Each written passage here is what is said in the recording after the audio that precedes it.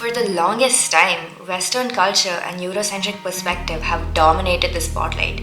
As a result, the most widely consumed forms of media originate from these regions.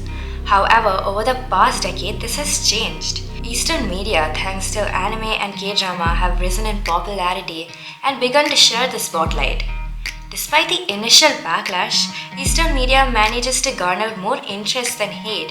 They maintain a chokehold on their fan base mainly due to its unique storytelling and world building. But what if an anime prioritized its characters and their motives over achieving the end goal? What would be its fate?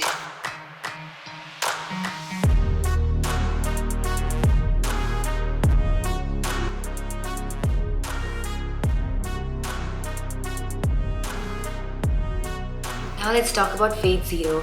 Fate Zero takes place 10 years prior to the Fate's Stay Night, detailing the events of the Fourth Holy Grail War.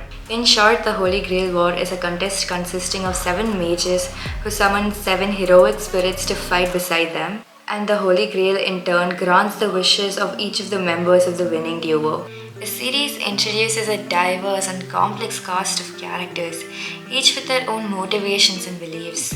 The protagonist is Kiritsugu Emiya, a skilled and ruthless mage who seeks to create a world of peace at any cost. His ideals and past tragedies shape his actions throughout the series, leading to moral conflicts and dilemmas within himself. Kiritsugu's desire to create a world of peace comes from witnessing the horrors of war and losing loved ones during his childhood. Because of this, he believes that sacrificing few for saving many is necessary to achieve his vision of a better world. Meanwhile, the antagonist is Kotomine Kire, a priest grappling with existential crisis. He's searching for his purpose and meaning in life.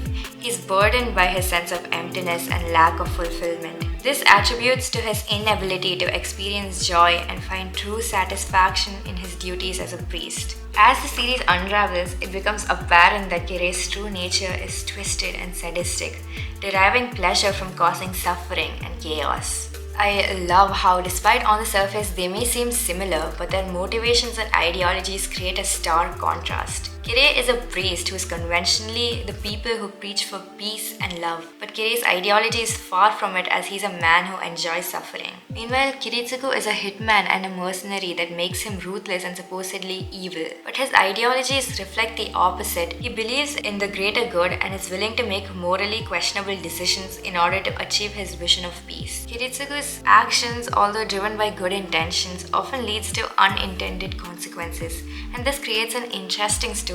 Apart from these two, every single character introduced in the series has some or the other motivation that makes them participate in the war.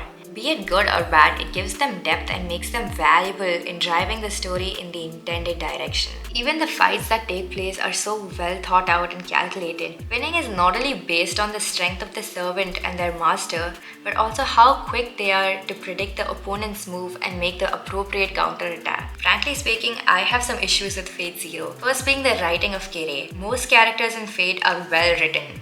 Even the supporting characters who don't have significant role have their own motivations.